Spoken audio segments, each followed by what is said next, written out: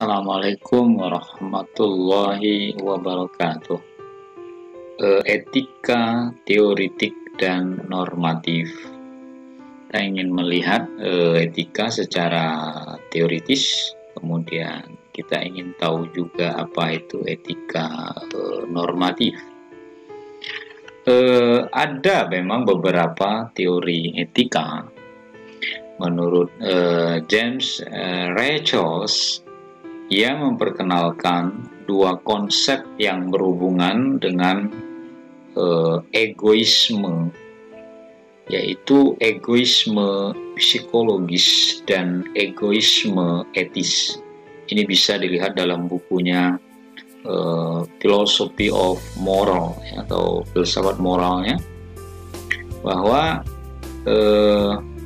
dua konsep yang coba James Rachels jelaskan ini, yaitu egoisme psikologis dan egoisme etis. Ya. Dua teori etika ini, ia katakan bahwa egoisme psikologis merupakan suatu teori yang menjelaskan bahwa semua tindakan manusia dimotivasi oleh kepentingan diri atau self-service. Menurut teori ini, orang boleh saja yakin adalah tindakan mereka itu bersifat luhur dan mulia. Ia suka berkorban. Namun semua tindakan yang terkesan mulia tersebut atau tindakan yang suka berkorban tersebut hanya sebuah ilusi. Ya, menurut Rachels, egoisme psikologis seperti itu. Lalu egoisme etis. Tindakan dari setiap orang pada dasarnya bertujuan untuk mengejar kepentingan pribadi dan memajukan diri sendiri. Jadi contoh, si A selalu bekerja keras dalam perusahaan A, ya, atau perusahaan B, ya, yang tujuannya hanya mengejar posisi yang tertinggi.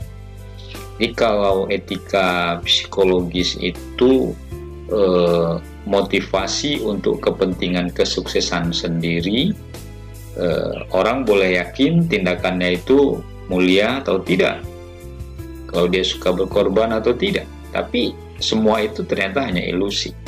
Sementara egoisme etis, ya, orang bertujuan untuk mengejar kepentingan diri sendiri, dan apa yang ia lakukan itu murni untuk kepentingannya sendiri. Lalu pokok-pokok pandangan egoisme etis, ya. Berikutnya, teori etika yang sangat sering kita dengar dan tentu Anda sudah mempelajarinya juga, yaitu etika deontologi. Bahwa deontologi, ya, berarti kewajiban. Ya. Etika ini selalu berbicara tentang keharusan. Dari kata deon, ya, atau deon.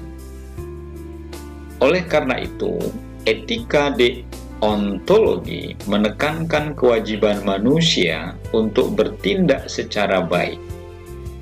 Sehingga menurut perspektif deontologi, suatu tindakan itu baik bukan dinilai dan dibenarkan berdasarkan akibat atau tujuan baik dari tindakan itu, melainkan berdasarkan tindakan itu sendiri sebagai baik menurut dirinya sendiri. Jadi menurut teori ini, tindakan itu bernilai moral atau etis karena tindakan itu dilaksanakan berdasarkan kewajiban. Jadi kita melakukan sesuatu itu berdasarkan pertimbangan harus kita lakukan. Atas dasar pandangan itu, etika deontologi sangat menekankan pentingnya motif, kemauan baik, kesadaran dan watak yang kuat dari para pelaku, terlepas dari akibat yang timbul dari perilaku itu baik atau buruk. Tapi dia melakukannya merupakan sebuah kewajiban Persoalan hasilnya itu urusan lain. Menurut Immanuel Kant, tokoh etika yang populer kelahiran Jerman, ia mengatakan bahwa suatu tindakan dianggap baik jika dilakukan atas dasar kewajiban yang mendefinisikan tindakan berdasarkan legalitas, tidak penting untuk tujuan apa tindakan itu dilakukan. Jadi Kant ingin menjelaskan kepada kita bahwa tindakan itu dianggap baik dilakukan karena atas dasar kewajiban. Jadi kalau kita melakukan sebuah kewajiban, kita harus melakukannya. Menurut Kant, ya kewajiban itu adalah baik, ya tindakan itu adalah baik. Tidak persoalan apakah berdasarkan kepentingan hasil atau tujuan dari tindakan itu bermanfaat atau baik buat kita. Contoh dari etika deontologi misalnya, jika seorang diberi tugas dan menjalankannya sesuai dengan tugas itu, maka itu dianggap benar. Sementara diberitahu bahwa itu salah jika ia tidak melakukannya. Jadi kita mendapat sebuah tugas, kita mendapatkan mandat untuk melakukan sesuatu, maka ketika kita melaksanakan mandat itu, maka itu dianggap benar, ya. Tetapi ketika kita mendapatkan mandat, lalu mandat itu tidak kita laksanakan sebagai sebuah keharusan untuk diri kita, maka kita dianggap salah. Itu contohnya. Lalu dalam etika teoritik, ya beberapa teori tentang etika ada teleologi, ya. Jadi tolong dibedakan antara teleologi dan teologi, ya, karena dua hal yang berbeda. Teleologi, ya, sebuah teori etika yang merupakan sebuah studi tentang gejala-gejala yang memperlihatkan keteraturan rancangan, tujuan, akhir, maksud, kecenderungan, sasaran, arah, dan bagaimana hal ini dicapai dalam sebuah proses perkembangan. Dalam artian umum, teleologi merupakan sebuah studi filosofis mengenai bukti perencanaan fungsi atau tujuan di alam maupun dalam sejarah. Dalam bidang lain, teleologi merupakan ajaran filosofis religius tentang eksistensi tujuan dan kebijaksanaan objektif di luar manusia. Nah, istilahnya dipopulerkan oleh seorang filosof juga dari Jerman pada abad ke-18, yaitu Christian Wolff, ya. Jadi kalau deontologi, ya, sebuah tindakan itu baik karena ia merupakan sebuah kewajiban yang harus dilakukan, maka dalam teleologi, sebuah tindakan itu dikatakan baik bila ia punya tujuan, ya. Betapapun salahnya sebuah tindakan menurut hukum, tapi jika itu bertujuan berakibat baik, maka tindakan itu dinilai baik, ya. Dalam teleologi, konsep etikanya seperti itu. Jadi ajaran teologis ini dapat menimbulkan bahaya juga sesungguhnya, ya. Bahaya menghalalkan segala cara. Karena dengan demikian tujuan yang baik mestinya harus diikuti dengan tindakan yang benar menurut hukum. Perbincangan baik dan jahat atau perbincangan baik dan buruk harus diimbangi dengan benar dan salah. Bahkan lebih mendalam lagi, ajaran teleologis dapat menciptakan hedonisme ketika yang baik itu dipersempit menjadi yang baik bagi diri sendiri. Misalnya kita lihat contoh dari etika teleologi. Seorang ayah mencuri untuk membelikan anaknya smartphone agar bisa belajar secara daring. Mungkin si ayah tujuannya membelikan mencuri, ya, agar ia bisa membelikan anaknya smartphone karena sekarang belajarnya daring. Tetapi tujuan yang baik agar anaknya bisa tetap belajar dilakukan dengan cara yang salah, dengan mencuri, ya, ini tentu saja tidak dibenarkan di mata hukum. Lalu teori etika teleologis ini paling tidak ada dua ya kalau dipersempit. Yang pertama hedonisme ya, mana kita tahu bahwa hedon itu berarti kenikmatan, enak dan menyenangkan. Dengan kata lain, hedonisme adalah paham atau teori etika yang mengutamakan kenikmatan atau etika yang baik apabila tindakan dapat memberikan kenikmatan. Bahkan tujuan hidup manusia adalah mencari dan mengejar kenikmatan. Nah ini hedon itu seperti itu. Ya, orang hidup tuh bagaimana dia mencari kenikmatan dalam kehidupannya. Ya, kadang-kadang untuk mencapai kenikmatan itu dia lakukan segala cara. Mana dia bisa hidup nyaman, hidup bahagia ya, dengan cara-cara yang belum tentu benar dia untuk mendapatkan kebahagiaan. Yang penting fasilitas hidup saya lengkap, uang saya banyak, saya bisa kemana-mana, karena tujuannya adalah mengejar kenikmatan. Lalu yang kedua ya, utilitarianisme ya. Utilitarisme ini berasal dari bahasa Latin ya, utilis, yang berarti bermanfaat. Baik, utilitarianisme ini menurut teori ini bahwa suatu tindakan dikatakan baik jika membawa manfaat sebanyak mungkin ya anggota masyarakat. Jadi membawa kemanfaatan yang banyak bagi orang atau sebuah masyarakat. It the greatest happiness of the greatest number. Jadi paham ini, ukuran baik itu atau ukuran baik tidaknya suatu tindakan itu dilihat dari akibat atau dari konsekuensi atau tujuan dari tindakan itu. Apakah memberi manfaat atau tidak? Dalam mengukur akibat dari suatu tindakan, satu-satunya parameter yang penting adalah jumlah kebahagiaan atau jumlah ketidakbahagiaan. Kesejahteraan setiap orang sama pentingnya. Cuma perbedaan paham utilitarianisme dengan paham egoisme etis terletak pada siapa yang memperoleh manfaat dari perbuatan tersebut.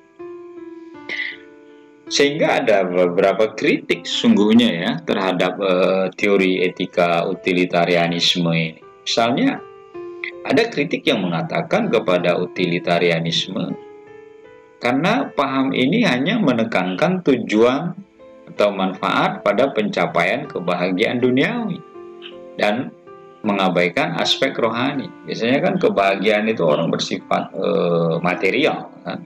Punya uang banyak, punya rumah bagus, punya kendaraan banyak, punya istri cantik gitu kan, punya properti yang banyak, karena dia hanya mendapatkan tujuan ya untuk mencapaikan kebahagiaan, dan aspek-aspeknya itu biasanya bersifat duniawi atau ragawi dan mengabaikan aspek yang bersifat spiritual atau rohani. Lalu juga ada kritik terhadap utilitarianisme ini, bahwa utilitarianisme mengorbankan prinsip keadilan dan hak individu minoritas demi keuntungan mayoritas orang banyak. Jadi misalnya untuk mencapai kebahagiaan atau mencapai sebuah tujuan ya untuk kepentingan bersama, kadang-kadang hak-hak minoritas itu sering diabaikan ya. Nah, ini ada dua kritik paling tidak. Lalu etika normatif. Sering kita mendengar istilah etika normatif. Apa sungguhnya etika normatif? Merupakan jenis etika yang berusaha menetapkan berbagai tingkah laku dan pola perilaku baik yang seharusnya dimiliki oleh manusia dalam kehidupannya sebagai sesuatu yang mempunyai nilai moral untuk dianggap dalam suatu kelompok masyarakat.